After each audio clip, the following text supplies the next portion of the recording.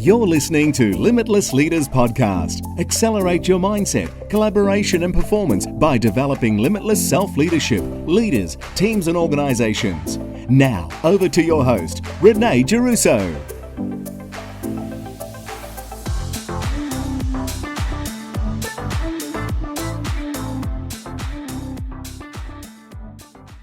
Hi, and welcome to the Limitless Leaders Podcast. Wherever you're tuning in from or watching from around the world, I'm super excited for today's episode where I'll be interviewing and having a free-flowing conversation with the amazing Matt Murray, co-founder with Ronan Leonard of CommonSense Events. Matt and I have been friends for a few years. We actually run one of the CommonSense events together. And these events are profound. You've got to be in the room for these events. It's all about unnetworking. And if that sounds a bit foreign to you, it's natural. But when you understand the concept and the intention behind it, you'll see that it's just such a great way to forge deeper, connections, relationships, and interactions with people over beautiful food, where we don't actually talk about work and you get known for who you are, not what you do. Because, this day and age, we've all become human doings. We need to go back to being. And the space that these lunches and dinners provide, it's just a great forum to do that. So I would love to introduce Matt. Matt, welcome. Oh, Ren, thank you very much. What a wonderful introduction. Well done. Welcome back. It's nice to be back in 2023. Ready? Everybody ready?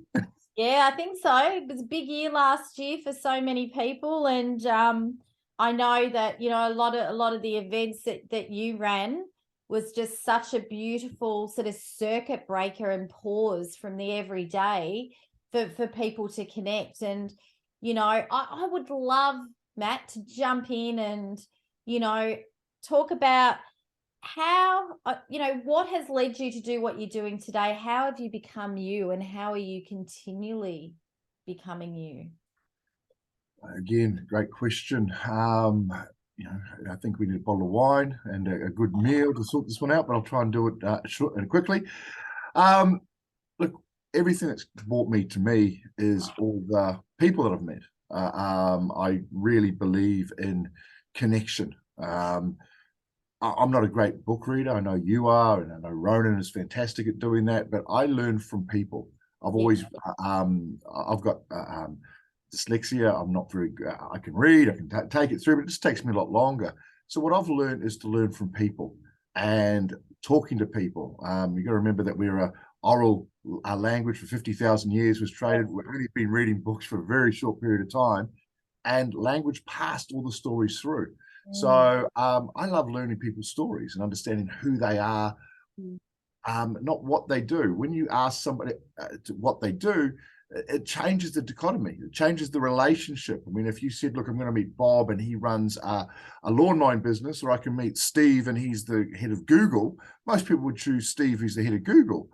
But realistically, that's not going to do anything. Bob's probably a lot more interesting. But we're all built into doing that.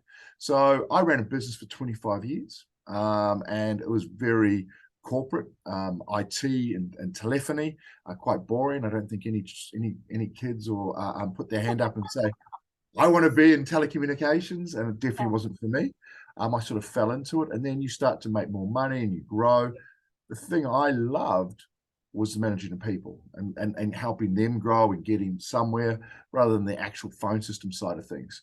And I found I was successful because I'd sit down and make relationships with the people I spoke about and found out what they wanted, what they needed, and then talk to them about how that would make them better. Yeah. So I sold that business, or it wasn't probably by choice. I had my partner had a miscarriage, and luckily we had a young son, Duke, and he's amazing. And then we had a miscarriage, and we were blessed that we had Duke first, because I don't know what would have happened if we'd have had a miscarriage first. But 1 in 4 people have a miscarriage. Yeah. And, Very, and very, very common. very common. But when my partner had that, two of her aunties came forward and told her that they'd had miscarriages. And Yeah. what happened from that was we didn't even know. They didn't even know each other. So it's Mm. not talked about. I sort of removed myself from my business at that stage. We had a second miscarriage. I think it's 1 in 20, which Yeah. is the next step. Then it's 1 in 200. We had 3 miscarriages. And then it's 1 in 10,000. So I kind of left my business. After 12 months, my business partner asked me if I was coming back. I said no, I didn't like what I was doing. And I stepped away from my business and sold it back to him. Yeah. What happened with that, though, is I didn't know what I wanted to do. And my partner very wisely set me aside and said, look, I married you for life, but I didn't marry you from 9 to 5. You've got to do something. And I had to work out what I wanted to do. And that can be scary in that moment, the power, the overwhelm when you know you could do anything you wanted to do. How was that? Great.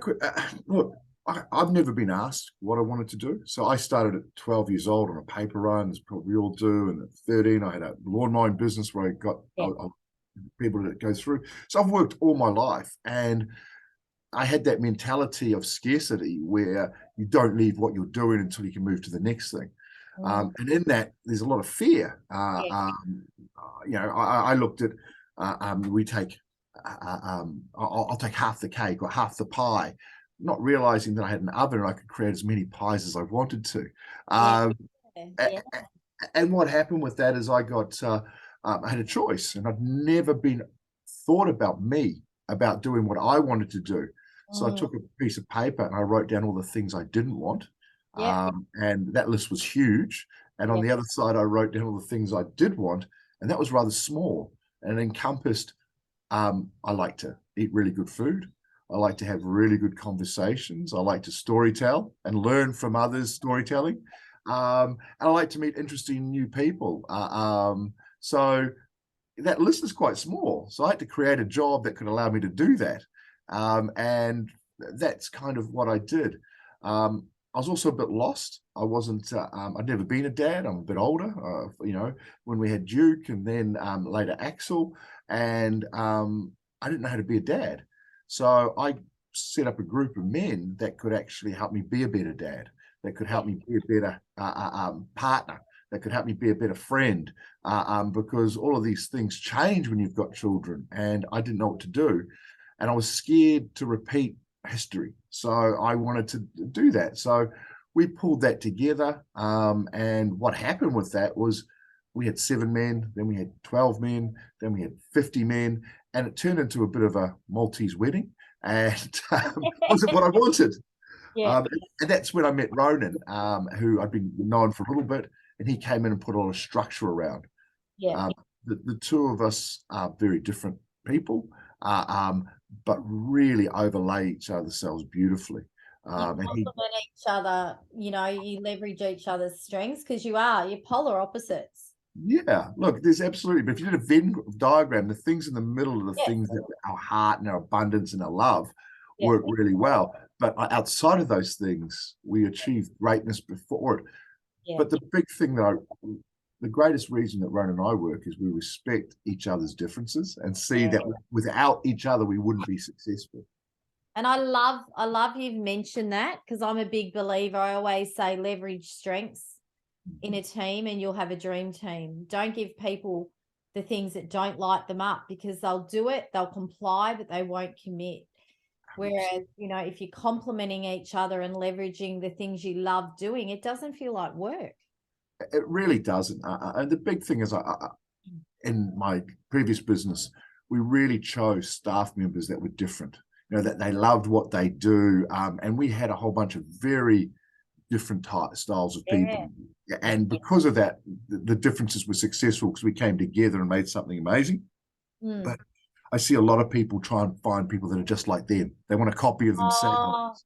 Well, it's like even in the corporate world, they go, I need to find the next me. I'm like, you might find the next person for your role, but they don't have to be a carbon copy of you. 100%. Yeah. Wow. So Yeah. yes, so no, we had a lot of fun building that, and then we did one for IT and data because I see networking as broken. Absolutely, I see networking as broken. I see consulting as broken. The whole networking idea is just weird. People tell you that go and do a 30-second elevator pitch or some sort of delivery. I've never used that when I was met my partner. I never use a 30-second pitch on my children. I never use a 30-second pitch on my friends. I never use a 30-second pitch for anything else, but somehow you're meant to do it in business. So why do we change in business who we are naturally? That's right. It's crazy. It really, really is, because what it does is it puts walls up between us rather than connecting us to work out how we can work better together. It actually stops that from happening, and it stops really, really good business.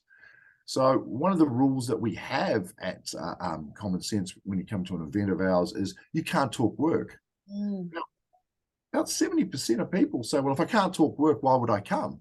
Yeah. And that's fine. That means you're not really for us at the moment, and that's okay. But I then ask them their number one client. Who is their number one client? And they go, oh, well, he's like family to me. He's the most amazing person. He's great. And you say, well, what's his wife's name? Oh, I don't know. And what's their children's? Oh, I don't know. Where do they go on holiday? What's his favorite book? Where does he like to go for lunch? And what's his favorite meal? And he goes, oh, I don't know any of that. And you go, well, you just said he was like family. Yeah, that's right. That's right. Disconnected family. 100%. So you're now like a transaction rather than you have no connection with this person. So it's more about connecting on a deeper level with people so you really understand. Now, we have 4 rules. The first one is not talking work. We worry more about who you are. The second one is no sport. And in Melbourne, I love that. I love it. Sport. Yes. What's funny though is I'm 6'5" and I'm very sporty. I love going to sporting events. But what I find is people start talking and they'll come in and say, oh, yeah, I beat you on the weekend.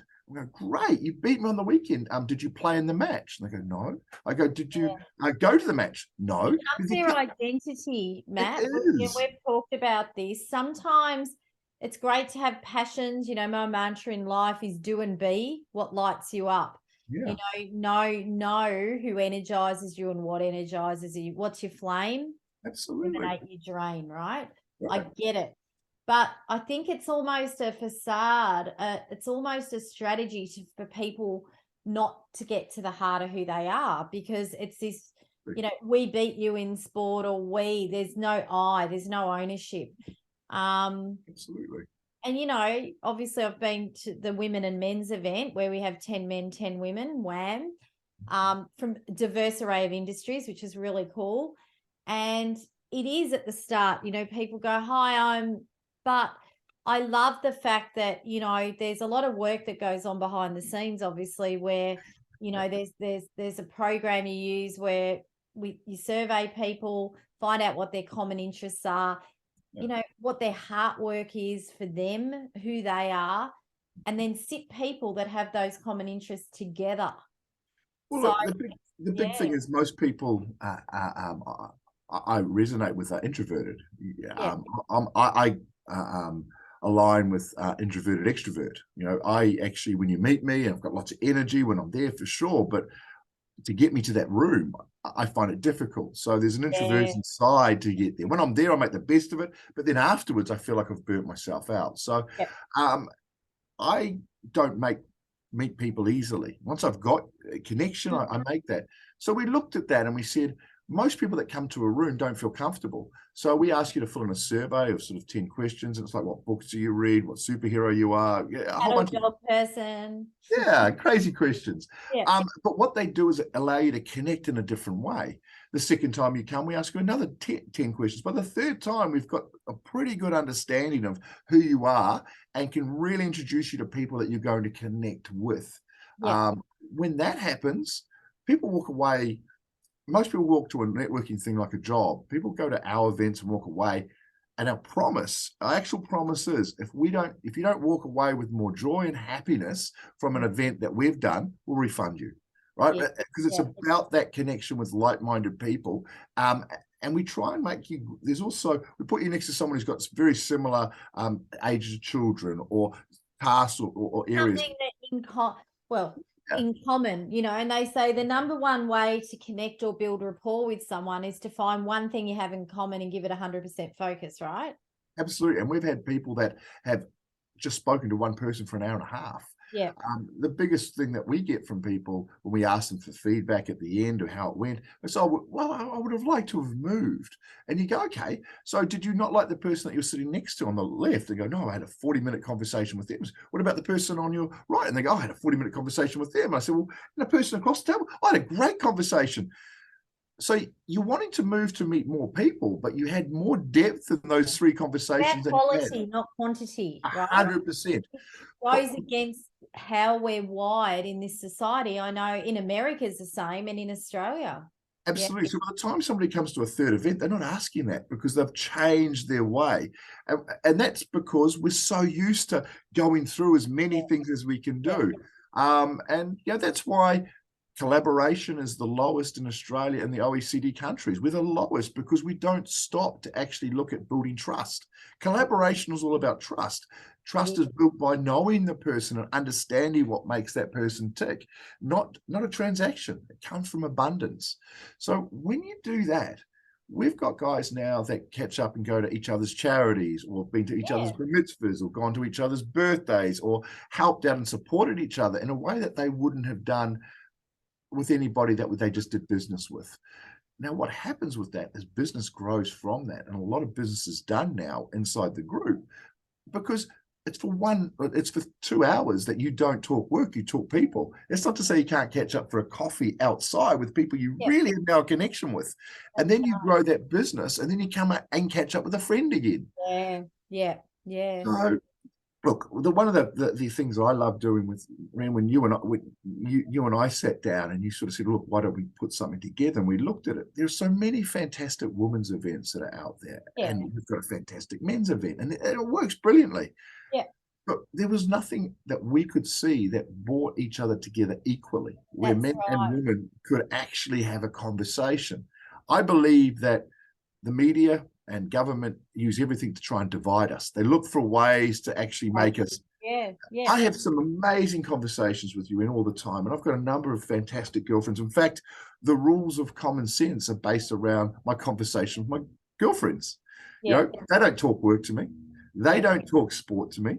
They don't talk assets. They don't talk houses and cars that they've got. So all of a sudden, those are male sort of things, how we stay away from each other. Women actually go a lot deeper.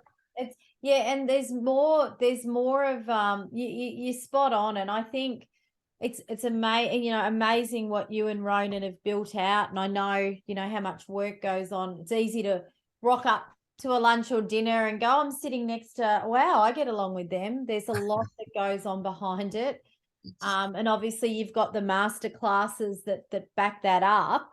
I think I always say we've got to have transformational conversations, not transactional conversations. Right. Yes. I sort of look at it a bit like the way the world's gone, since, I talk about in the last Blockbuster video store shut about 4 years ago in Perth. And, you used to go and get a video and you had it for 4 days and you had to pay. I got many fines. You had to pay if you had it longer, but you had to go in and physically choose that video. It was a ritual. It was an experience. And you took that video home and you watched it intently because you only had it for a certain amount of time. And I think they're the deep, I call them sort of teaming deep essence conversations. Opposed to now, we can stream stuff. It's quick. We can turn it off, turn it on, replay it. We can even choose an ending in some of the movies, right? And life's become a bit like that. Sure. So I always say, are you having topical conversations or are you having essence conversations that really hit the heart, not just the head? And I think that the CommonSense events and all the ones I've facilitated and been to definitely deliver. So well done on bringing that to the world. And I really think it is your passion project. Look, it's somebody said to me recently, it's a Bobby. which I love because it's a business hobby. It's something that we are in a business, but it's something that we do for free. I mean, like we would do for free. So those passionate things that come through. But again, this couldn't have happened without COVID. I really do not believe that's the gift. And I want to talk to you about that. I want to talk to you, I'm a big believer, everything happens for a lesson, not a reason. Yep. As hard as some things are and the adversity we face, illness, death, all of these things, there's always a gift, all part of the gift mindset, if we're willing to step back and, unwrap those lessons. I'd love to just ask you just to share what would be, this was your last day on earth, Matt Murray. Mm-hmm.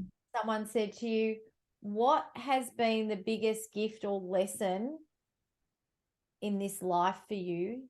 What is it? Wow.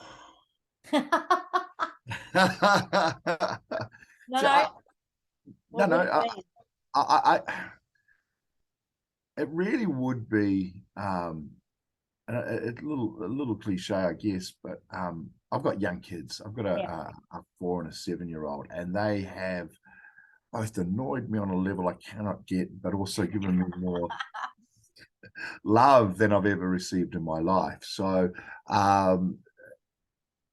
look, having kids for me was something that was never going to happen, and that love, and attention, and they're just awesome way of looking at life. Their awareness of that has given that back to me. You can get a little jaded. You can get a little bit, oh, well, look, I'm staying at this hotel.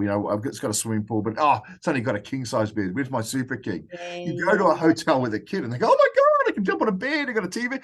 They get blown away. They make you, the eyes, I always say, they look at the world with childlike wonder. Yes. Something we all need to do more of, that whole curiosity piece. Yeah, look, you look at, if you can keep the love and joy that a 7-year-old has when he's dressed in Batman, when he's walking through a supermarket and people are high-fiving him, if you can have that in your life, you can, and that's the joy. So, I mean, I just spend more time doing that, spending time looking through the eyes of my kids, because, look, history, look, you learn from. Future, you can aim for. Doesn't exist yet. No, exactly. You take your history and go, well, I don't want to do that again, or I do want to do that in the future. I'm going to look where I'm going, sure.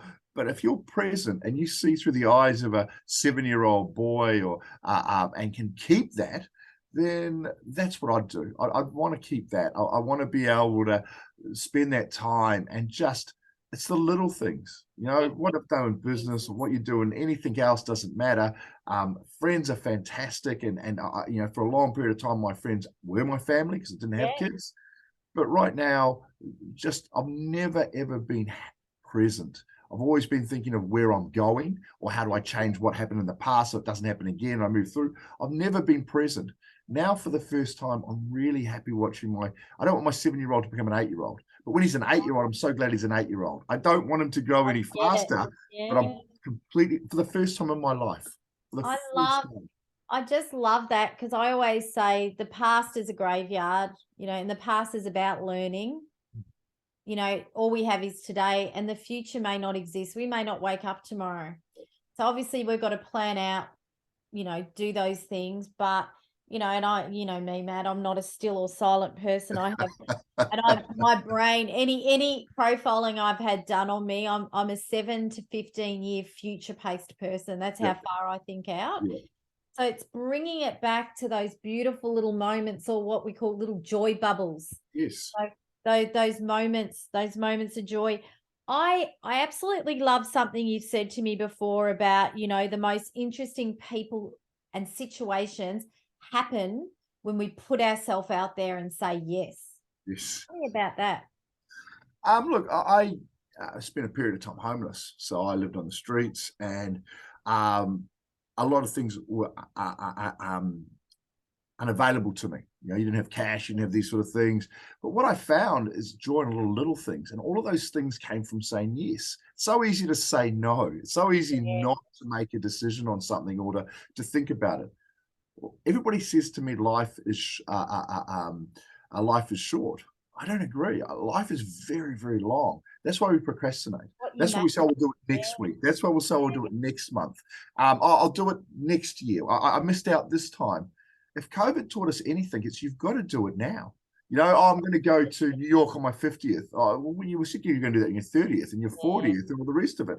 You just got to make a start and do it, and anything you think, I always say anything that keeps you awake at night or is that niggling thought, it's important to you. So if it's conflict, deal with it. If it's a dream, chase it, So if I say yes, it's a positive action. If I say no, it usually means that that's an end of that line. There's a great space where it shows you a line going through all the choices you've made, and it stops there. But then it branches out again to 1,000 possibilities if you say yes. If you say no, you'll stay where you are.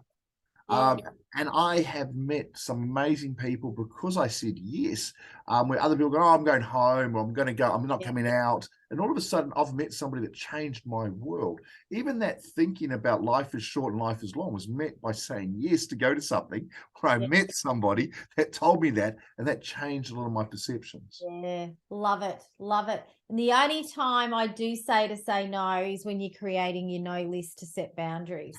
But otherwise, boundaries? Oh, okay. Well, I'm learning something new about you. No list. So no, but it's more around creating boundaries. Like I will say no to working on Sundays. Yeah. So then the boundary is I work, Monday to Friday or whatever it is. No, that's just awesome. We could chat all day. We do a lot of work matters, with leaders, teams, and organizations, to really amplify connection and collaboration. I'd love to ask you, who's a leader that you admire? They don't have to be famous, and why? No. Look, the leader that I learned the most from, the person that I learned was my grandmother. She was to everybody else, she was a very strict, stern dragon woman. Like all I saw was love. All I saw is her care for me and abundance. I know for an absolute fact, if I hadn't had her in my life, I would have been a criminal. I would have. I know I would have. Seen you on Underbelly. You would have. I would have been running a pretty good empire. That was a joke for those. Yeah, but you wouldn't have seen me. I'd have been well behind the scenes. But no, because her leadership and her love defined a lot of my early learning and later learning. And it was kind of a thing where I wouldn't do things with, oh man, if Nan found out, I couldn't do that. So a lot of the decisions I've been made are based on wanting to be a better person, wanting to be a kinder person, a greater heart. And a lot of that has, sometimes in business, I know for myself, I was very driven. I wasn't going to go backwards. I was only going to go forwards. I was going to grow a business. I was going to do all this. And I did all those. Yeah. But how you go about that is not always linear, but I ran through walls and I ran through people, and it wasn't ever who I wanted to be. It wasn't ever who I really was. But you read books and you watch movies, and this is how you do on business. This trajectory. I say it's like the John Mayer song, stop this train, I want to get off. And we just keep going, and we don't get off at the stations to review and renew why we're doing what we're doing, hey? So the leader that for me was my grandmother, because she was the touchstone for everything I've wanted to be. And now I'm becoming more so every day because of that. But without her influence in the beginning, I wouldn't have had that touchstone to come back to. It's actually thought of. And what's interesting, Matt, like in psychology, is anyone you really admire, you usually have those traits within you. And everything you just talked about, and I can vouch for this, working with you and knowing you as a friend, you definitely have those qualities. So for those listening, watching out there, it's something to have a think about. And if you're sitting there going, didn't think I had those qualities, you may not be living those qualities. So think about how you can align that with your values to project that and live and bring your whole self to life, which is so That's an amazing point, man. I mean, like one of the things that I know we've spoken about this, but and this is just me. This is not a fact I've read. And this is not a fact I can say to you for truth that where it is. But I get deja vu, and I guess we've all had it at different points. Yeah. But when I was doing the things that didn't align with me, I'm not saying that they were bad or good. They just didn't align with who I was as a person. I didn't get deja vu. Now, the more I'm aligned with who I am and the things I love to do and the people the more that I you're love on to be track. around, the more I'm on track, and I get lots of deja vu. So I'm not saying that's just for me, but you know in your heart, your head and your heart are connected. And there's a lot of science behind this, where there's more connection between those two organs than anything else. That's right. We know mentally that this is a good thing, but when we talk ourselves out of it. But if our heart tells us a good thing and we talk ourselves out of it, I'm guaranteeing you it's a mistake. And our intuition, when we do, you know, Matt, I'm an M-brainer, so I do all the work across the head, the heart, and the gut, and the vagus nerve that connects it all. And I do say, if you're ever making a decision, we all make decisions, and you're stuck, you know, what's your logic? What's your facts? What are you feeling? What's your knowing? What's your gut telling you? So you get balanced decision making. And it's, you know, your gut has as many neural pathways as a cat. A lot of people don't know that.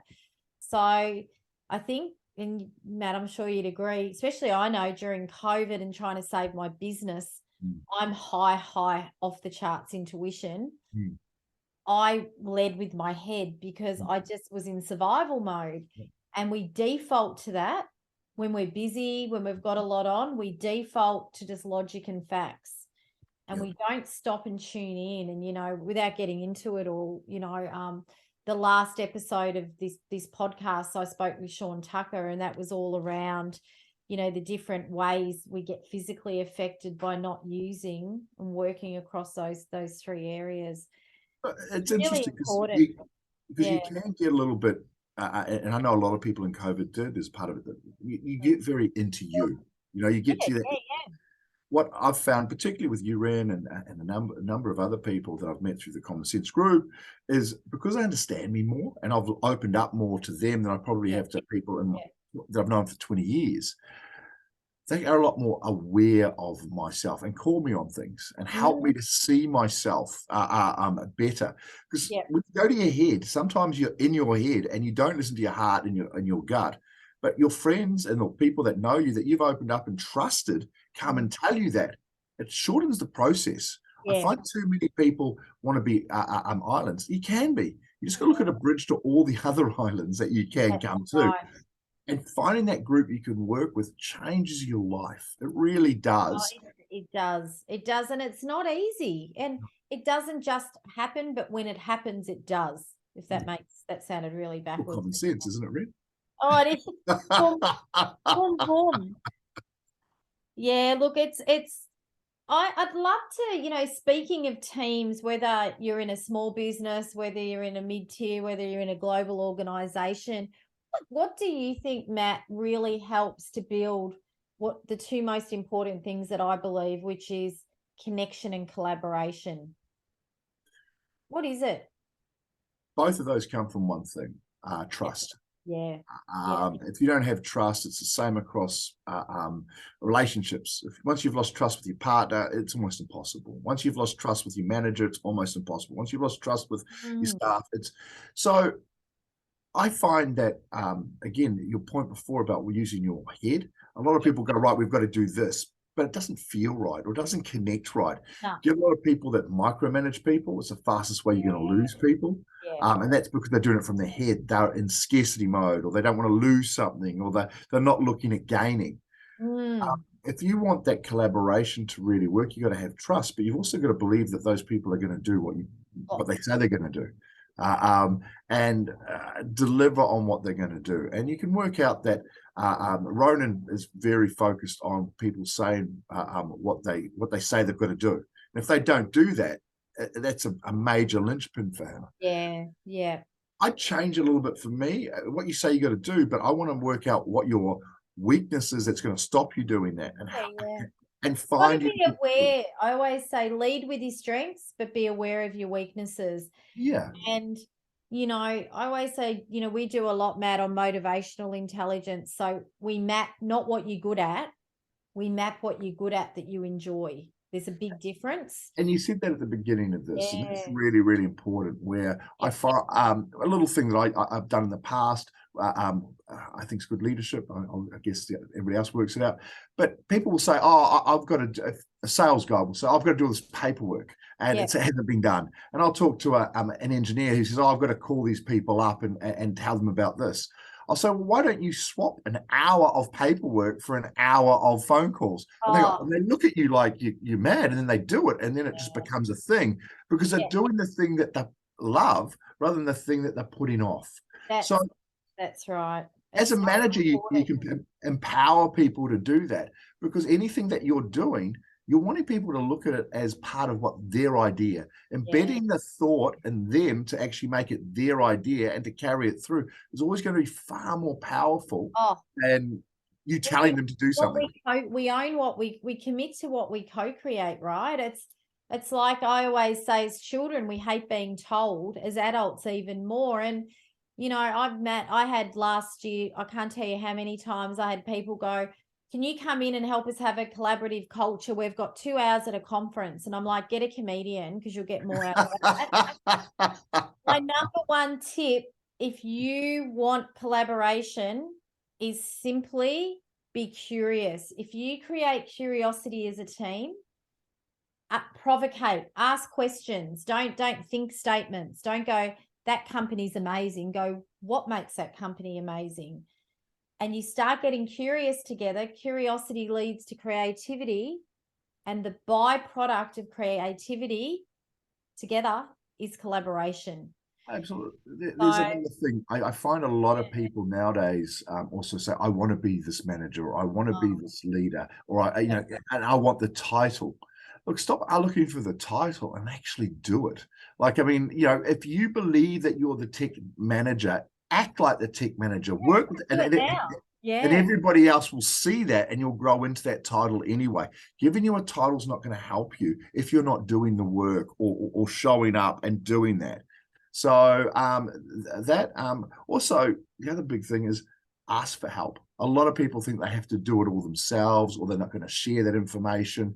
If you step into it and you build trust, I used to go and we'd be at a table of, say, 6 people, and I'd just go up and pay for all the dinner. And I did that time and time again until a friend of mine came up and said, Matt, why do you pay? And I said, oh, because it makes me feel good. He said, you're a selfish prick. And I'd go, mate, I've just paid for dinner. What are you talking about? I got a little bit insulted. Yeah. And he turned around and said, well, you're stopping me feeling that. You're stopping me feeling that connection, or that helping people out and all the rest of it. Now, you can keep on giving and you can keep on going, but you're also stopping others from actually feeling that or doing that. So collaboration's about truly collaborating with people and actually letting them shine, not you always being the person. Even though if you think you're helping, you are standing in the way. Yeah, such a good point. It is. It's such a good point. It's like, when people say, can I help you? And you say, no, I'm right. They want to help. People love sharing what they've learned. I'm guilty of not asking for help enough. And I will be the first to say that's something I work on. But, I loved what you talked about. It comes back to trust. And I've always said the opposite of trust is fear. Mm-hmm. So when anyone says to me, Renee, I'm not trusting him or her, or I'm not trusting this, I say, what are you fearing? And I always get an answer. And it's usually they're fearing, there's a lack of self-belief. There's all those different things. And I think we've all got it, though. We all have a fear of not, getting caught out, that we're going to find that out. But it is. But the one thing with Ren, I mean, like, if I can say, can you help me with something, Ren? And you'll say yes. That allows me to go to you and say, well, you help me, allow me to help you. Right? You have to move sometimes and actually ask for help, because otherwise, why would I ever come to you to ask for your help if you haven't asked, particularly if there's an imbalance? I think, oh, Ben, you're amazing. You're this amazing businesswoman. You've created this. I can't ask. You'd never ask me for help. So why can I go to you for help? Yeah. So what happens by it opens the door. Yeah, you open the door. And as a leader, you should be saying, look, I don't know that. Can you help me with that? That means you're also humanizing yourself. It also allows that person to come in and feel empowered, And it's empathy. And something I say, Matt, to, a lot of the leaders we work with is you got to be delegating, you got to be empowering others, because your job at the end of the day, I don't care what anyone says, the job of a leader is to create future leaders. Yes. So, and get time back to do the things that matter. So they're leading progressively, not drowning in a management mindset. And I mean, that's all the stuff, around what we do. But yeah, it's interesting. It's a bit like compliments. I've never, until probably 5 years ago, been able to take a compliment. I go, nah, it's actually insulting to the person that's giving you the compliment. 100%. And someone said that to me once, and they said, Renee, you saying, oh, really? Or, oh, this old dress or whatever is actually insulting to the speaker, the person giving you that. Well, we're on a similar journey, because I learned that about 5 years ago, and I'm getting better at taking a compliment, just saying thank you. But I really did struggle with that. Yeah. And a lot of people do. So it's a little bit more, we have a lot of this attention out. And I think there's a lot of that going on, especially since the pandemic, trying to connect, over-connect, go back to one-on-ones with your team, have some attention in, do that self-reflection, because self-leadership, it starts with you. I think that's really, really important. I think I've also noticed something with a number of my friends and business people I really admire. They're on a race. Like they feel they are behind. They really, really do feel like they've lost 2 years, or they didn't get to whatever. I'm going to challenge that and say, you've had 2 years of actually spending with your partner. You've had 2 years spending with connecting with yourself. I mean, common sense couldn't exist now, because before, if I called you at 8 o'clock and I was driving home, you'd still be in the office. If I called you 8 o'clock, you'd take the call. If I call somebody at 5:30 now, they go, no, I'm cooking dinner. What's the emergency? We've reset a lot of these things, which are great for us, which are great for all of us. We need to hold on to those things, but we've also got to understand the knowledge that we've had in the past hasn't gone away. The people that need to do business with haven't gone away. And there's going to be this massive upswing. If you go to Sydney at the moment, it's booming. Yeah. Melbourne will have that next year. We're still a little bit putting our heads up, looking around. We're a little bit more worn down. We're just a little bit more out of sorts. Next year is going to be a massive year for us. Yeah. For everybody, we've got to look at how much we're going to go back to what we were doing, and look back and say, well, that was a great time to rebuild and get started. So don't worry so much about what's gone in the past. Like you said, it's a graveyard. I love that. Yeah. But let's not push ourselves so hard that we don't accept the present and change that for the future. Yeah. A lot of people are running incredibly hard to catch up. Going back to, I wrote a blog late last year called Life FOMO. Why is everyone feeling, so burnt out? And they were, especially, December last year, me included. And it was, everyone was trying to catch up on everything they've missed out on socially, professionally, study-wise, and all the stuff that we've had to relearn. And, I'm a big believer in learning, unlearning, relearning, and evolving. All the things we relearned during COVID have gone out the window. And, you're right. We need to be a little bit gentle. We're in 2023, they're saying, futurists are saying 2025, there will be total normality. But I've always never talked about a new normal. I always talk about a next normal, because it's a new normal every day. The other thing that you're going to find is when everybody's doing one thing, it's always better to do the other. I mean, it really, really is. And you find your group that can do that. I mean, we're looking for 150 people. I don't need more than that. I can't change the world, but I can change the world. I have to do a lot of work on that. Absolutely. But how about 150 people around you? That is your world, right? And that can expand out. And we can change a lot of things with 150 great people. You don't need more. Everybody's looking to, I don't know what everybody's trying to do. I mean, I just want to have a better life for myself, the people I work with. I'm looking at things now from are you going to be with me in 20 years? If I don't think you're going to be with me in 20 years, why am I doing business with you? I really don't understand. It's a bit like the wedding analogy. I remember I had quite a big wedding, and I remember my mum said, who on that list do you think you'll know and want in your life in 30 years or whatever? And when you're 30 years old, you're sort of going, oh, geez, wow. But it's that, I love that. I love that gauge. I think less connections, deeper connections, heart connections, have those great interactions. Matt, we're going to have to wrap it up because we might need a part two. I've got some really quick trivia for you. What is your favorite word? Dodecahedron. Geez, okay. Haven't had that one It's also my favorite shape. Yeah. Abundance would probably be my favorite word at the moment. Abundance, I think, my mindset, but dodecahedron is my word. I try and get it in every day. I've done it twice. What is it though? It's a shape. A shape. What sort of shape? It's a dodecahedron shape. I'm going to leave you to Google. If I tell you everything, what's the point? Dodecahedron. It sounds like the Dormagon or whatever in Stranger Things. What's your favorite sound or noise? Same thing. No. My favorite sound is my.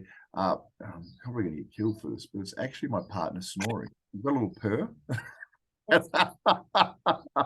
Purr, big purrs. No, not a big purr. I've got the big purr. I got more of a snort, but when she's sleeping there, and I'll come in, and the kids are all around, and they're all snoring together, but it's like a little hum. I really like that. So yeah. Oh, gorgeous! It's like contentment, I think. I usually end up going to the kids' room at that because you'll come in and you'll watch her, the two kids and the dog, and I'm like going, yeah, okay, I'll take a photo. It's all in unison. Yeah. If you had one, Matt, I'm a bit of a foodie. Important question. One last meal, your last day on earth, what would it be?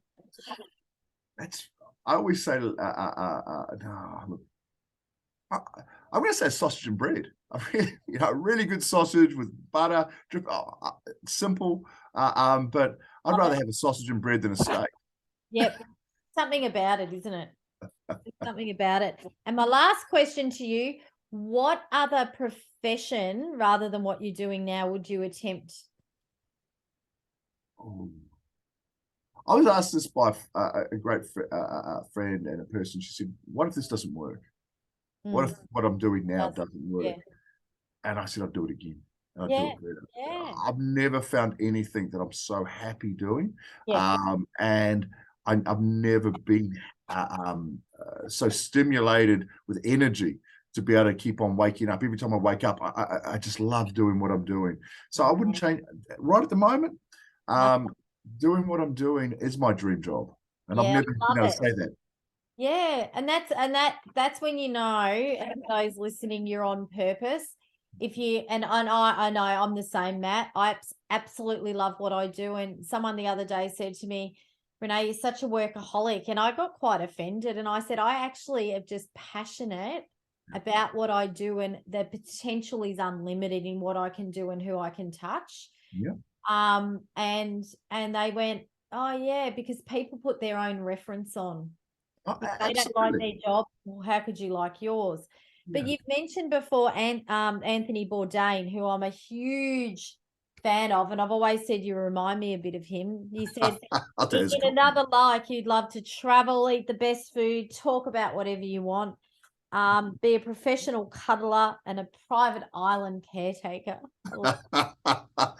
So just on that, it's a thought process I want to leave or take through. If Anthony Bourdain, who I believe had the best job in the world, he got to travel, he got to say what he wanted to say, he got to go to the best restaurants, but also eat street food and travel.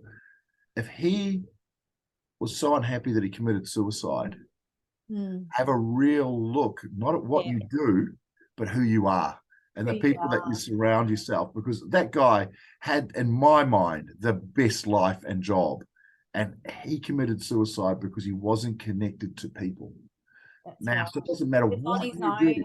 A lot, as much as it looked like it, he was out on his own. And it's a really good point, Matt. And it is, make sure you're connecting to who you really are and have a strong support network Yeah, and around. for me, look, there's a passion. There's two passions for me. One is a couple, but one is homelessness. I really believe that we can solve that. The other one is suicide, particularly male suicide at a point. I mean, it happens. And the third one is miscarriage. Those sort of three things I think affect so many people, and we hide behind that. It's like a disease you can catch. It's not you can catch this at all. And It's it can something that we happen to end. I've been close to all of those three, literally, and or people around me. And you're right. It's, I think, our own backyard. There's so much we can do and be for other people. Absolutely. So look, but it's just interesting because Anthony Bourdain is somebody that I don't watch much TV around that, but I mean I got lost in that with him, right? Amazing. Incredible. Amazing. Actually, it's bizarre. I dreamt of him the other night because I love cooking and I'm bringing it into my business in just a small way to start with. I actually dreamt I was doing a cooking show with him, but he was drinking wine straight out of a bottle. I don't even know. So Matt, it's been amazing having you here today. How do people find you? How do they find out about CommonSense Events? Well, if you flash a CommonSense logo into the sky, Ronan and I will turn up. It's how it works. We're very hard to find, but if you put the CS up in the sky, no, LinkedIn's the best way. LinkedIn.com, Matthew Murray, one word, or our website. It's a little bit. We're actually rebuilding that at the moment. That's still going. We were meant to get that done in January, but there's a lot more work to these things, as you know. So I mean, I worked through this particular Christmas, New Year's because there is so much. People think it's just dinners and lunches, but the process behind a lot of this goes through. Oh, it's deep. So CommonSense, the old website's still working, so you can there, or the best way is LinkedIn. Don't email me because I won't answer. Don't leave a voicemail message because I won't return it. And he doesn't. He doesn't. So best way is the CommonSense Event, CommonSense Events website, LinkedIn, Matt Murray, and also if you Google CommonSense Eventbrite, you'll find all the events there. So all the different types of lunches and dinners. Matt, it's been brilliant having you. I've absolutely loved our chat. None of it was premeditated, so it was all. Well, it wouldn't work if it was. I don't remember stuff. So No. So thank you for your contribution and sharing your story and all those gold gems and what you're sharing with the world. And for our listeners out there, just to let you know, we've got 3 public events coming up. So the 3rd of March, we've got the Cook, Connect and Re-Energize one-day retreat at the beautiful Billanook Winery in Yarra Valley. I've done that. It's amazing. It is phenomenal. Anna is amazing as a chef, and it's the best coffee in Melbourne. If you you like me and your coffee's a hug in a mug and you're a bit of a coffee snob. So that day we're going to be doing an Italian cooking class, and then we've got workshop sessions around reflecting, connecting and re-energizing for the year ahead. And we're bringing in the amazing Sean Tucker, who is an energy healer to CEOs. March, we've got our one-day Limitless Leaders Masterclass for mid to senior leaders. And April 27th, we are running our Emotional Intelligence Masterclass. So go to reneegiarrusso.com, 2023 events, and we'd love to see you there and at some of the CommonSense events this year. Thanks for listening to the podcast. As always, love your feedback. If you've got any guests you'd love us to explore and expand upon their amazing stories, or you've got any feedback for us, we'd love to hear from you.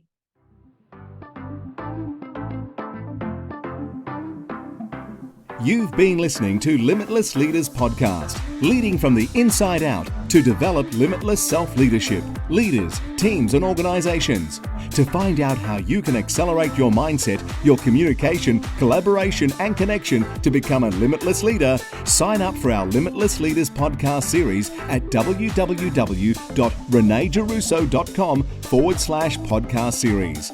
That's reneegiarrusso.com/podcast series.